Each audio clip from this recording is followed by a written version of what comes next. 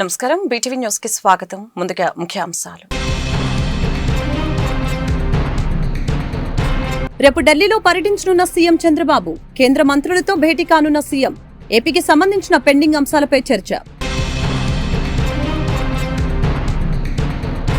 విజయవాడ నగరాన్ని మరింత సుందరీకరణ చేసేందుకు కృషి చేస్తున్నామని విజయవాడ ఎంపీ కేశినేని శివనాథ్ వెల్లడి. ముఖ్యమంత్రి చంద్రబాబు నాయుడు నాయకత్వంలో అమరావతిలో భాగమైన విజయవాడ ప్రాంతం రూపురేఖలు మారబోతున్నాయని వ్యాఖ్య. పశ్చిమ నియోజకవర్గంలో ఆర్థిక కుంభకోణం చేసే వ్యక్తులు పెరిగిపోతున్నారని వైసీపీ నాయకులు పోతిన వెంకట మహేష్ వెల్లడి. ఆర్థిక నేరస్తులు పెద్ద మనుషుల ముసుగులో ఆర్థిక నేరాలు చేస్తున్నారని ఆరోపణ. ఏపీ ముఖ్యమంత్రి చంద్రబాబు రేపు ఢిల్లీలో పర్యటించనున్నారు. తన పుట్టినరోజు వేడుకల కోసం కుటుంబ సభ్యులతో కలిసి యూరోప్ వెళ్లిన చంద్రబాబు ఇవాళ రాత్రికి హస్తిన చేరుకోనున్నారు. చంద్రబాబు రేపు ఉదయం 10:30 కేంద్ర జలశక్తి మంత్రి సిఆర్ పాటిల్తో సమావేశం కానున్నారు. అనంతరం 11:30 కేంద్ర మంత్రి అర్జున్ రామ్ మేఘ్వాల్తో భేటీ అవుతారు.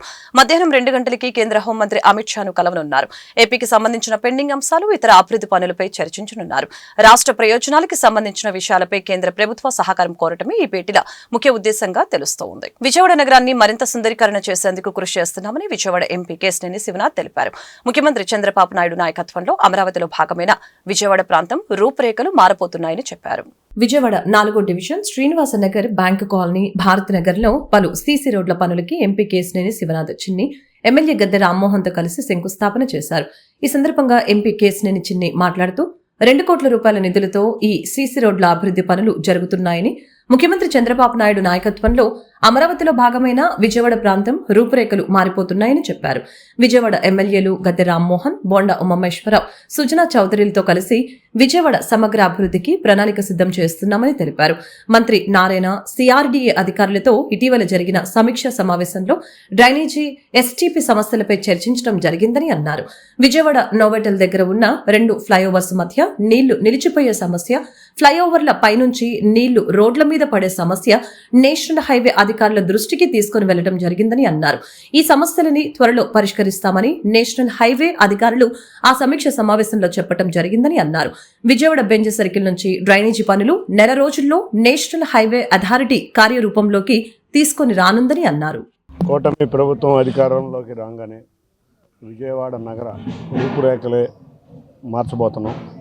ఎందుకంటే గౌరవ ముఖ్యమంత్రి వర్యులు అమరావతి ప్రాంతంలో భాగమైన ఈ విజయవాడని సుందరంగా తీర్చిదిద్దాలని ప్రభుత్వ అధికారులని, ప్రజాప్రతినిధులని ఆదేశించడం జరిగింది.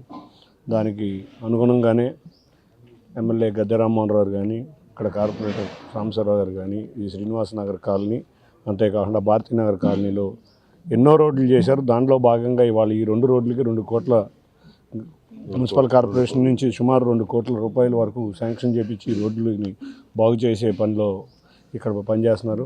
ముఖ్యంగా ఇక్కడ కార్పొరేటర్ సాంబశివరావు గారు అయితే కార్పొరేషన్ డబ్బులన్నీ తన వాటికి తెచ్చుకుంటున్నాడు. అదే విధంగా కాకుండా సమగ్రంగా విజయవాడ డెవలప్ అయ్యే విధంగా సమగ్రంగా ప్లానింగ్ చేస్తున్నాం. మొన్న కూడా మంత్రి నారాయణ గారితో, అధికారులు అందరితో, నేను గద్దె రామ్మోహన్ రావు, విజయవాడలో ఉన్న ఎమ్మెల్యేలు అందరూ కూర్చుని ఇక్కడికి అవసరమైన డ్రైనేజ్ కానీ, ఎస్టీపీ కానీ, ముఖ్యంగా ఈ ప్రాంతంలో ఉన్న నోవాటెల్ దగ్గర 2 ఫ్లైఓవర్ మధ్యలో ఉన్న ప్రాంతంలో నీరు నిలిచిపోతుంది, దాని మీద దృష్టి పెట్టాలని సీరియస్గా చెప్పడం జరిగింది. అంతేకాకుండా ఫ్లైఓవర్ల మీద నుంచి కూడా నీళ్లు వచ్చి రోడ్ల మీద పడుతున్నాయి.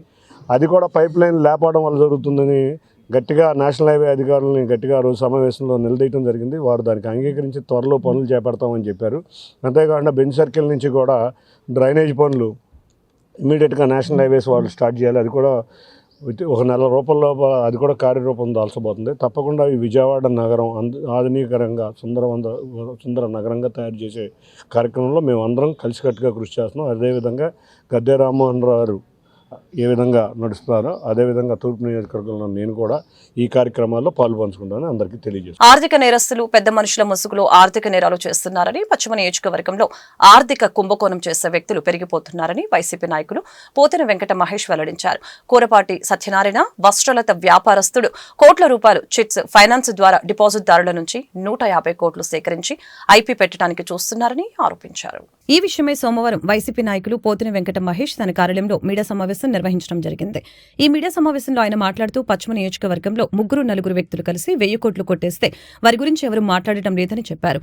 వస్త్రాల వ్యాపారిగా ఉన్న కోరపాటి సత్యనారాయణ మరొక వ్యక్తి చిట్ ఫండ్ ఫైనాన్స్ ద్వారా సుమారు 150 కోట్లు సేకరించి లబ్దిదారులకి కుచ్చుటోపి పెట్టే ప్రయత్నం చేస్తున్నాడని అన్నారు.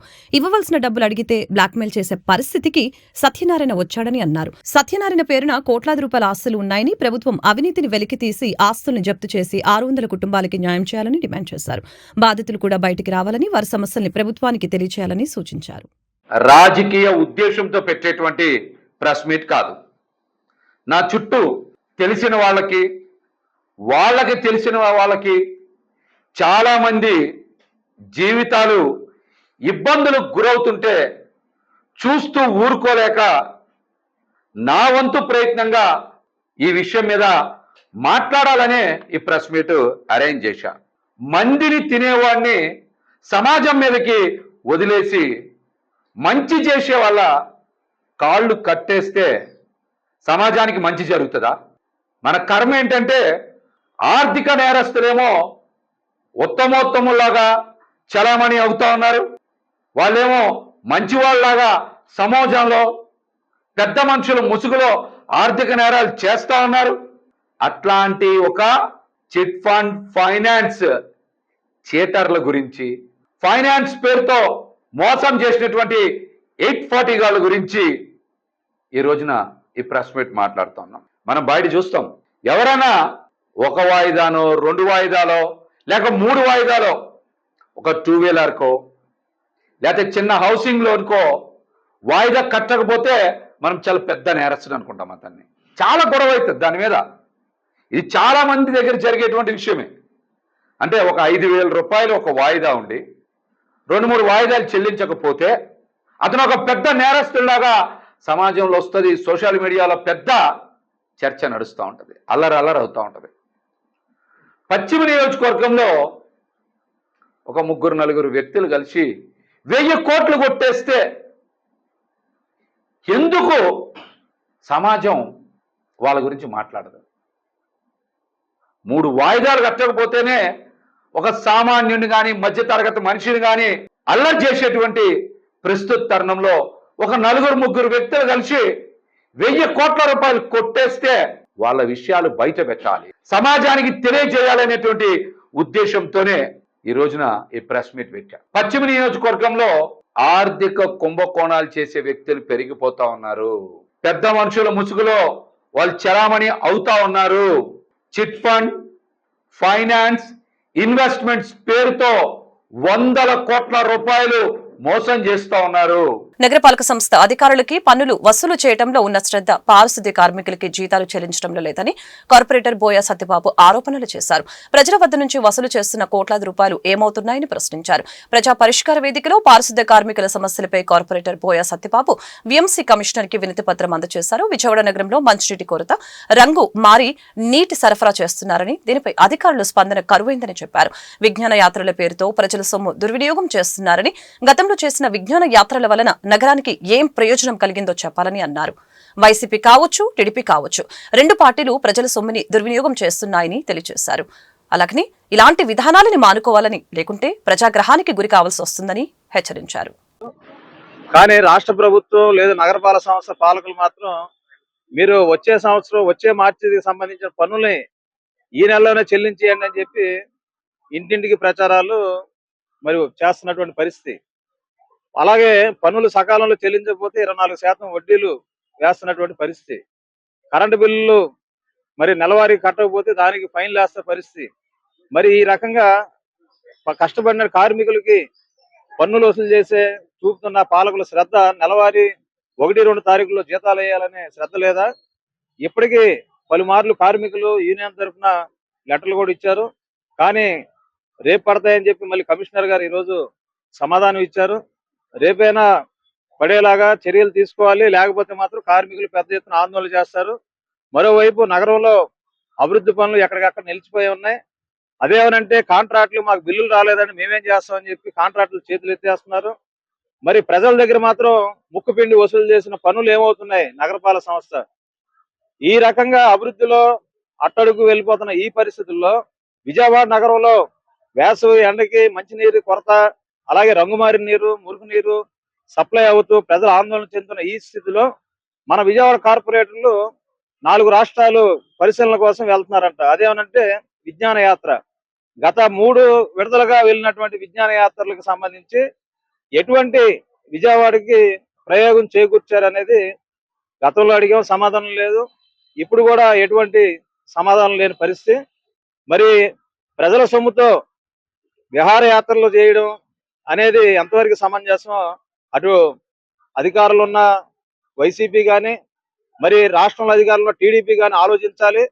ప్రజలు మనకి సేవ చేయమని అవకాశం ఇచ్చారు, ప్రజల సొమ్ముతో జలసాలు చేయమని కాదు. అలాగే ల్యాప్టాప్ల విషయం కూడా విజయవాడ నగరపాలక సంస్థ 64 లక్షల రూపాయలతో ఒక్కొక్క కార్పొరేటర్ కి ₹1,00,000 సుమారుగా ల్యాప్టాప్లకి కూపన్లు ఇచ్చారు. ఈ ల్యాప్టాప్ల విషయంలో మరి వైసీపీ టీడీపీ 2 కూడా ఒకే మాట ఒకే పాటగా ప్రజల సొమ్ముని స్వాహా చేసేదానికి ముందుకెళ్లారు. సిపిఎం గా మేము మాత్రం ఈ ల్యాప్టాప్లు ప్రజల సొమ్ముతో ల్యాప్టాప్లు మాకు వద్దని తిరస్కరిస్తూ కమిషనర్ గారికి మేము లేఖ కూడా అందించడం జరిగింది. మహిళల్లో వచ్చే క్యాన్సర్ లో సర్వైకల్ క్యాన్సర్ ముఖ్యమైనదని, దీని గురించి ప్రతి ఒక్కరు అవగాహన కలిగి ఉండాలని head of children services and director doctor PV Ramarao, chief of fetal medicine and director doctor Paturi Padma తెలిపారు. సర్వైకల్ క్యాన్సర్ నివారించడానికి హ్యూమన్ పాపిలోమా వైరస్ వ్యాక్సిన్ ఉపయోగపడుతుందని చెప్పారు. ఆంధ్ర హాస్పిటల్స్ లో super star Mahesh Babu MB foundation సహకారంతో ఉచిత హెచ్పీవీ వ్యాక్సిన్ క్యాంపు నిర్వహించడం జరిగింది. ఈ సందర్భంగా head of children services and director doctor PV Ramarao, chief of fetal medicine and director doctor Paturi Padma మాట్లాడారు. Human papilloma virus vaccine cervical cancer రాకుండా నివారించడానికి ఇచ్చే వ్యాక్సిన్ అని తెలియజేశారు. బాలికలకు మరియు మహిళలకి విజయవాడ ఆంధ్ర హాస్పిటల్స్ లో ఉచిత వ్యాక్సిన్ క్యాంపు నిర్వహించామని, ఒక్కొక్క డోసు ఖరీదు 2,000, మొత్తానికి ఒక్కొక్కరికి 6,000 ఖర్చు చేయనున్నామని, 40 లక్షల ఎంబీ ఫౌండేషన్ సహకారం ఈ క్యాంపుని నిర్వహించడం జరిగిందని అన్నారు. మహిళల్లో వచ్చే క్యాన్సర్లో సర్వైకల్ క్యాన్సర్ ముఖ్యమైనదని, దానిని నివారించడానికి ఈ వ్యాక్సిన్ ఉపయోగపడుతుందని చెప్పారు. ఎంబీ ఫౌండేషన్ మరియు ఆంధ్ర హాస్పిటల్స్ అందిస్తున్న సహకారానికి ధన్యవాదాలు తెలిపారు. మెయిన్ అడ్వాంటేజ్ ఏంటంటే డీటెయిల్స్ పద్మ గారు మాట్లాడతారు. సర్వైకల్ క్యాన్సర్ అంటే ఉమెన్లో సర్వైకల్ క్యాన్సర్ అనేది one of the common cancers. So we see అన్నమాట. సో దాని నుంచి ప్రొటెక్ట్ చేయడానికి, దాన్ని ప్రివెంట్ చేయడానికి ఈ హెచ్పివి వ్యాక్సిన్ అనేది ఉపయోగపడుతుంది. అది 9 years ఏజ్ గ్రూప్ నుంచి 45 years ఏజ్ గ్రూప్ వరకు వేయచ్చు అనమాట. 9 to 14 years ఏజ్ గ్రూప్ అయితే కనుక 2 doses వేయాలి. 14 దాటిన దగ్గర నుంచి 45 years ఏజ్ గ్రూప్ అయితే కనుక 3 doses వేయాల్సి వస్తుంది. సో అది ఆంధ్ర హాస్పిటల్స్లో మన super star Mahesh Babu MB foundation ఉంది కదా, ఎంబీ ఫౌండేషన్ వాళ్ళ సపోర్ట్తో so we are giving this free vaccination అనమాట. ఇది గవర్నమెంట్ వ్యాక్సినేషన్ స్కెడ్యూల్లో లేదు. ఇది ఒక్కొక్క వ్యాక్సిన్ డోస్ కాస్ట్ వచ్చేసరికి 2,000 రూపీస్ అవుతుంది. టోటల్గా 3 doses వచ్చేసరికి 6,000 రూపీస్ అవుతుంది per person. MB foundation, Mahesh Babu foundation వాళ్ళు దే స్పాన్సర్డ్ 40 lakhs అనమాట ఈ జస్ట్ వ్యాక్సిన్ కోసమని, ఈ వ్యాక్సిన్ క్యాంపెయిన్ కోసమని. సో దాంతో వ్యాక్సిన్స్ మేము తీసుకున్నాము. సో ఆంధ్ర హాస్పిటల్స్ సపోర్ట్తో. సో ఆల్రెడీ ఇంతకుముందు మేము స్టార్ట్ చేసాము మొన్న నమ్రత గారు వచ్చినప్పుడు. సో ప్రాపర్గా క్యాంపెయిన్ చేసుకుని ఇంకా ఎక్కువ మందికి ఇవి ఇద్దామని. సో దానికి మహేష్ బాబు గారికి, నమ్రత గారికి, ఎంబీ ఫౌండేషన్ వాళ్ళకి ఆయన కృతజ్ఞతలు. వ్యాక్సినేషన్ ప్రోగ్రామ్ అనేది, వ్యాక్సినేషన్ అనేది చాలా చాలా ఇంపార్టెంట్. ఎందుకంటే ప్రపంచంలో ప్రతి 8 నిమిషాలకి ఒక మహిళ సర్వైకల్ క్యాన్సర్తో చనిపోతూ ఉంది. ఇకపోతే ఇది ఎంత కామన్, అసలు ఏంటి, ఇది ఎంత పెద్ద ప్రాబ్లం అనే దాని గురించి చెప్పుకుంటే ప్రతి 53 మందిలో ఒక రూమ్లో ఒక 100 మంది కూర్చుంటే వాళ్ళల్లో 2 సర్వైకల్ క్యాన్సర్ వచ్చే అవకాశం ఉందన్నమాట. అయితే అసలు ఈ సర్వైకల్ క్యాన్సర్ అనేది కొన్ని క్యాన్సర్స్ మనకి కనుక్కోవటం కష్టం, నివారించటం కష్టం. కానీ ఈ సర్వైకల్ క్యాన్సర్ అనేది మనం గనక ఈ వ్యాక్సినేషన్ ప్రోగ్రాము సరిగ్గా గనక చేయగలిగితే ఇండియాలో, సో మనకి సర్వైకల్ క్యాన్సర్ని చాలా వరకు నివారించవచ్చు. అయితే ఈ సర్వైకల్ క్యాన్సర్ అంటే ఏంటి? గర్భాశయం ఆ ద్వారాన్ని సర్విక్స్ అంటాం. ఆ గర్భాశయ ద్వారానికి వచ్చే క్యాన్సర్ సర్వైకల్ క్యాన్సర్. ఈ సర్వైకల్ క్యాన్సర్ అనేది వైరస్ వల్ల ఎక్కువగా వస్తూ ఉంటుంది. ఒక వైరస్, ఈ వ్యాక్సిన్ ఆ వైరస్ని నివారించుతుంది అనమాట. అయితే అసలు మన టార్గెట్స్ ఏంటి, ఇండియాలో మనం ఎంతవరకు చేస్తున్నాం ఇది అని అంటే, WHO వరల్డ్ హెల్త్ ఆర్గనైజేషన్ ఏమంటున్నారు, మన 2030 కల్లా అంటే ఇంకో 5 సంవత్సరాల్లో సర్వైకల్ క్యాన్సర్కి ప్రివెన్షన్కి ఇచ్చే ఈ HPV వ్యాక్సిన్ అనేదాన్ని, ఈ ఇమ్యునైజేషన్, ఈ కవర్ మొత్తం అందరూ విమెన్ ఎంతవరకు కవర్ అవ్వాలి, 90% ఆఫ్ మన అంతా ఇప్పుడు రామారావు గారు చెప్పినట్టు ఏది మన 9 to 14 years, 15 to 44 years అంటే మనం గుర్తుపెట్టుకోవాలంటే 9 ఏళ్ల వయసు నుంచి 44 ఏళ్ళు 45 ఏళ్ళ వరకు ఈ వ్యాక్సిన్ ఇవ్వచ్చు. అయితే దీని మొత్తం కవరేజ్ అనేది 90% రావాలంటున్నారు. మనకు ఇప్పుడు ఇండియాలో మన సర్వైకల్ వ్యాక్సిన్ కవరేజ్ 2% ఉంది. 2% అంటే మనం చాలా ఇంకా నడవాల్సిన దారి చాలా ఉందన్నమాట దీనికి. సో ఇది మనం చెప్పుకున్నట్టు సెకండ్ మోస్ట్ కామన్ క్యాన్సర్ విమెన్లో, సెకండ్ మోస్ట్ కామన్ క్యాన్సర్ ఆడవాళ్ళలో అనమాట, మహిళల్లో. ఇక దీన్ని మనం ఏ రకంగా ఇప్పుడు ఇలాంటి వ్యాక్సినేషన్ ప్రోగ్రామ్స్ ఇలాగా ఏంటి చారిటీలో కానీ ముందుకొచ్చే స్కూల్స్ కొంత కంట్రిబ్యూషన్ కానీ, యాక్చువల్గా సిక్కింలో అంటే మన దేశంలోనే సిక్కింలో వ్యాక్సినేషన్ ఆల్మోస్ట్ 98% వాళ్ళు ఒక్క స్కూల్ వ్యాక్సినేషన్ ద్వారా, స్కూల్స్ని వ్యాక్సినేషన్ పూర్తిగా చేయటం ద్వారా 98% అచీవ్ చేశారు. అంటే మనం చేయగలం, అసలు అదో పెద్ద డిఫికల్ట్ టార్గెట్ కాదు. సో మనం అవేర్నెస్. కోవిడ్ వలన చనిపోయిన తన తమ్ముడు ఇమిడిశెట్టి శ్రీనివాస్ నిర్వహించే బాలుర హాస్టల్లో పని కోసం వచ్చిన కొత్త సుమతి, కొత్త సంతోష్లు తన తమ్ముడి ఆస్తిని ఫేక్ డాక్యుమెంట్లు సృష్టించి కబ్జా చేశారని బాధితురాలు ఇమిడిశెట్టి శ్యామల రాణి వెల్లడించారు. ఇప్పటికే చాలా వరకు ఆస్తిని అమ్మేశారని, నగదును లాగేసుకున్నారని స్పష్టం చేశారు. బీజేపీ పార్టీని అడ్డుపెట్టుకుని కొత్త సుమతి అనేక కార్యక్రమాలకు పాల్పడిందని చెప్పారు. తనకు బీజేపీ పార్టీ అండదండ ఉందని బహిరంగంగా బెదిరిస్తున్నారని ఆరోపణలు చేశారు. బీజేపీ నాయకురాలు కొత్త సుమతి పార్టీని అడ్డుపెట్టుకుని చేస్తున్న అక్రమాలపై బాధితురాలు ఇమ్మడిశెట్టి శ్యామల గాంధీనగర్ ప్రెస్ క్లబ్ నందు మీడియా సమావేశం నిర్వహించారు. ఈ సమావేశంలో మాట్లాడుతూ కోవిడ్ సమయంలో తన తమ్ముడైన ఇమ్మడిశెట్టి శ్రీనివాస్ నిర్వహిస్తున్న బాయ్స్ హాస్టల్లో పని నిమిత్తం కొత్త సుమతి మరికొందరు వచ్చారని తెలిపారు. కోవిడ్ వలన చనిపోయిన తన తమ్ముడి ఆస్తిపై కన్నేసి పలు ఫేక్ డాక్యుమెంట్లు సృష్టించి తన తమ్ముడి భార్యగా కథ సృష్టించిందని ఆరోపణలు చేశారు. రిజిస్టర్ ఎంఆర్ఓల సంతకాలని ఫోర్జరీ చేసి దొంగ డాక్యుమెంట్లని సృష్టించారని అన్నారు. ఈ క్రమంలోనే బందర్ రోడ్లోని 540 గజాల తన సొంత స్థలాన్ని అమ్మకానికి పెట్టిందని అన్నారు. అమ్మకం విషయంలో జరిగిన దావాలో 5వ జూనియర్ సివిల్ జడ్జి కోర్టులో ఫేక్ డాక్యుమెంట్లని ఫైల్ చేయగా చెల్లదని కోర్టు ఆదేశించిందని అన్నారు. సృష్టించిన డాక్యుమెంట్లలో పటమట రిజిస్టర్ ఎంఆర్ఓ సంతకాలని ఫోర్జరీ చేశారని నిర్ధారణ చేశారని అన్నారు. ఈ విషయమై మాచవరం పోలీస్ స్టేషన్లో ఎంఆర్ఓ రిజిస్టర్ పెట్టిన కేసుని ఎఫ్ఐఆర్ నమోదు చేశారని అన్నారు. బీజేపీలో నాయకురాలిగా చెప్పుకుంటూ తిరిగే కొత్త సుమతికి బీజేపీ ఎన్టీఆర్ జిల్లా అధ్యక్షులు మరికొంతమంది నాయకుల అండదండలతో ఉన్నాయని ఆరోపించారు. తన సైట్లోకి వెళ్లకుండా అడ్డుపడుతున్నారని, కొత్త సుమతి వలన తమకు ప్రాణహాని ఉందని అన్నారు. తమకు ప్రాణహాని తలపెట్టిన సుమతి నుంచి కాపాడాలని ప్రభుత్వాన్ని, అధికారుల్ని కోరారు. ఎన్నో సమస్యల నుంచి నేను ఇక్కడికి వచ్చాను. నా పేరు హనుమాన్ శెట్టి శ్యామలారాణి అండి. మాకు విజయవాడ లబ్బిపేటలో 540 గజాల స్థలం ఉందండి. ఆ ప్రాపర్టీకి నేను జీపీ హోల్డర్ని. దాన్ని మా తమ్ముడు అంటే ఇమ్మడిశెట్టి శ్రీనివాస్, నాకు 7 అన్నదమ్ములు 3 అక్క చెల్లెలమండి. కరోనాతో చనిపోతే ఆ చనిపోక ముందు మా తమ్ముడు లాయర్ బీజేపీలో ఉండేవాడు.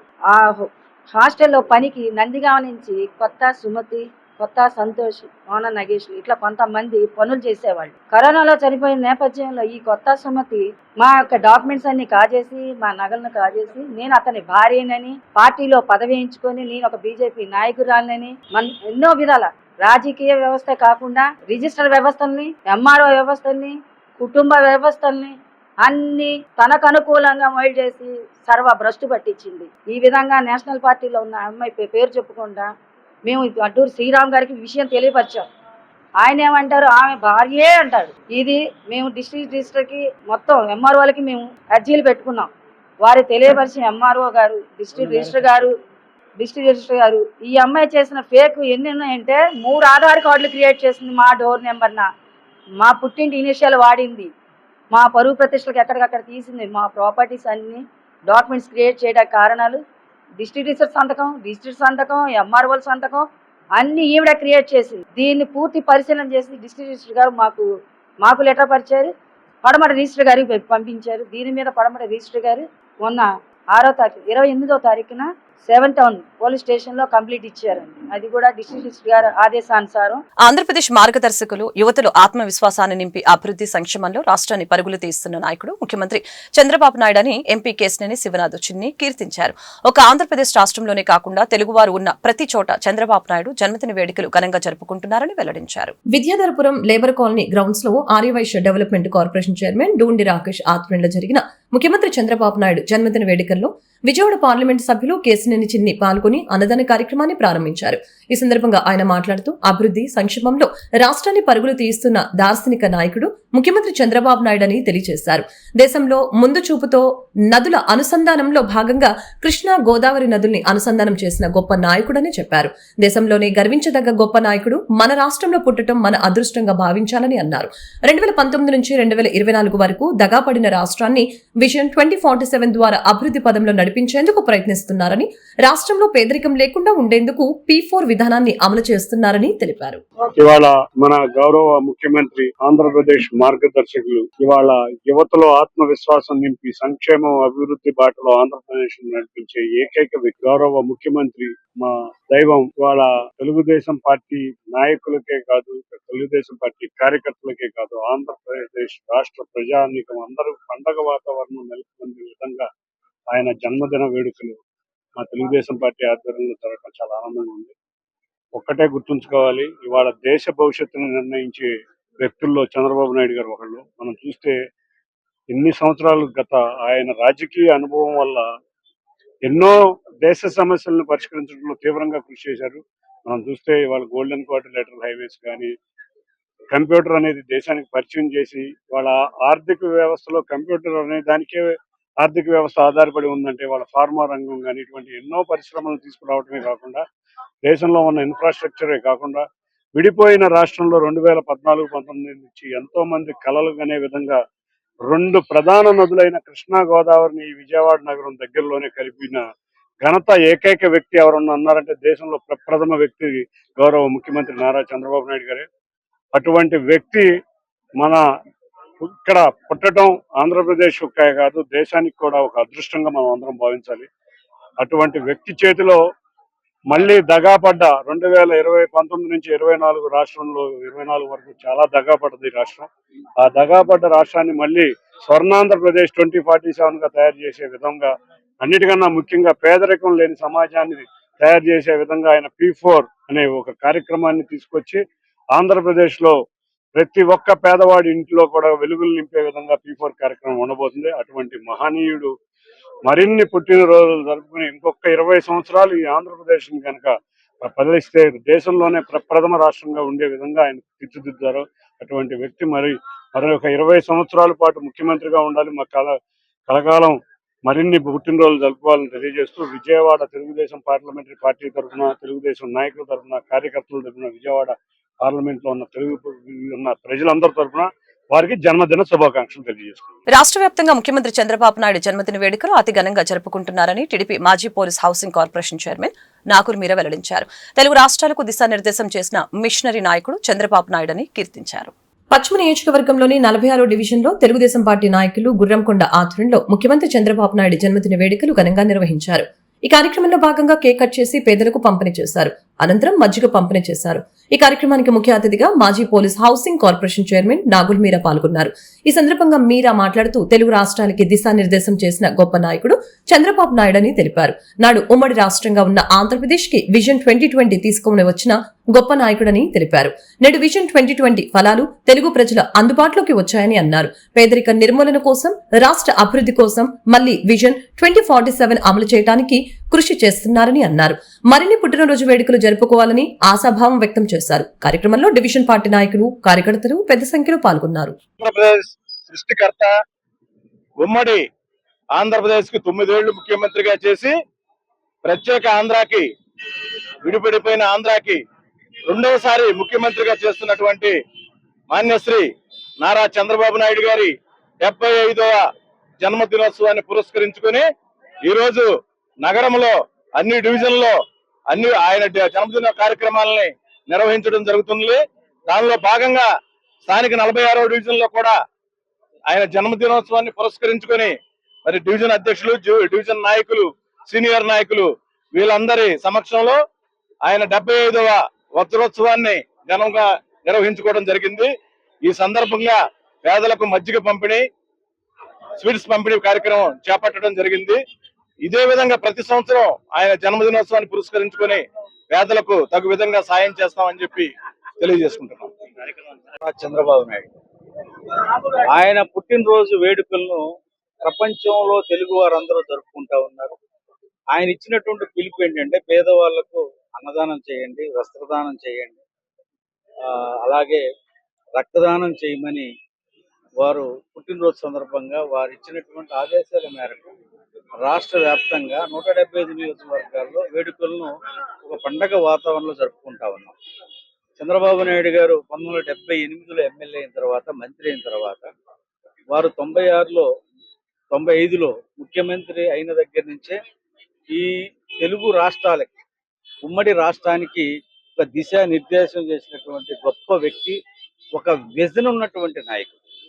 విజన్ 2020 పెట్టినప్పుడు అందరూ కూడా ఏంటి 2020 అన్నారు. కానీ వాళ్ళ ఆ ఫలాలను పుష్కలంగా అందుకుంటున్నాయి ఉభయ రాష్ట్రాలు.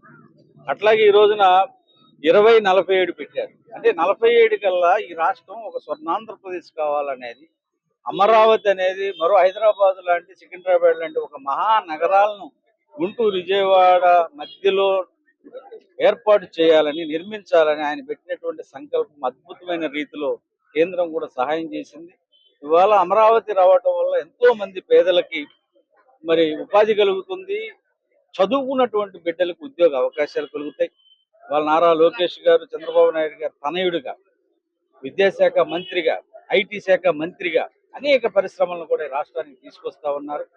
తప్పనిసరిగా చంద్రబాబు గారి నాయకత్వంలో ఒక అద్భుతమైనటువంటి ఫలాలను ప్రణాళికలు సిద్ధం చేస్తా ఉన్నారు. వారు ఇలాంటి ఎన్నో పుట్టినరోజులు జరుపుకోవాలని హృదయపూర్వకంగా కోరుకుంటూ, స్థానిక 46వ డివిజన్లో మరి కొండా కానీ, లోకేష్ కానీ, కాజా కానీ, ప్రభు కానీ, దాస్ కానీ, నరేష్ కానీ, అనేక మంది, గుడ్డి కానీ ఈరోజు ఈ డివిజన్ అంటే, ఈ 2 డివిజన్లు అంటే నాకు చాలా, అన్ని డివిజన్లు ఇష్టమే, ప్రత్యేకమైన ఇష్టం ఈ 2 డివిజన్లు. నా రాజకీయ జీవితం ప్రారంభించిన డివిజన్లు. ఇక్కడ ఉన్నటువంటి ప్రతి ఒక్కళ్ళు కూడా, ఈ వేదిక మీద ఉన్న ప్రతి ఒక్కళ్ళు 20-25 ఏళ్ళుగా నాతో ఉన్నటువంటి వాళ్ళే. తప్పనిసరిగా రానున్న రోజుల్లో కూడా తెలుగుదేశం పట్ల వాళ్ళకు కూడా సముచితమైన స్థానం వస్తుంది. వార్తలు ముగించే ముందు ముఖ్యాంశాలు మరొకసారి. రేపు ఢిల్లీలో పర్యటించనున్న సీఎం చంద్రబాబు, కేంద్ర మంత్రులతో భేటీ కానున్న సీఎం, ఏపీకి సంబంధించిన పెండింగ్ అంశాలపై చర్చ. విజయవాడ నగరాన్ని మరింత సుందరీకరణ చేసేందుకు కృషి చేస్తున్నామని విజయవాడ ఎంపీ కేశినేని శివనాథ్ వెల్లడి. ముఖ్యమంత్రి చంద్రబాబు నాయుడు నాయకత్వంలో అమరావతిలో భాగమైన విజయవాడ ప్రాంతం రూపురేఖలు మారబోతున్నాయని వ్యాఖ్య. పశ్చిమ నియోజకవర్గంలో ఆర్థిక కుంభకోణం చేసే వ్యక్తులు పెరిగిపోతున్నారని వైసీపీ నాయకులు పోతిన వెంకట మహేష్ వెల్లడి. ఆర్థిక నేరస్తులు పెద్ద మనుషుల ముసుగులో ఆర్థిక నేరాలు చేస్తున్నారని ఆరోపణ. ఈ వార్తలు ఇంతటితో సమాప్తం. మరొక బులెటిన్లో మళ్ళీ కలుద్దాం. నమస్కారం.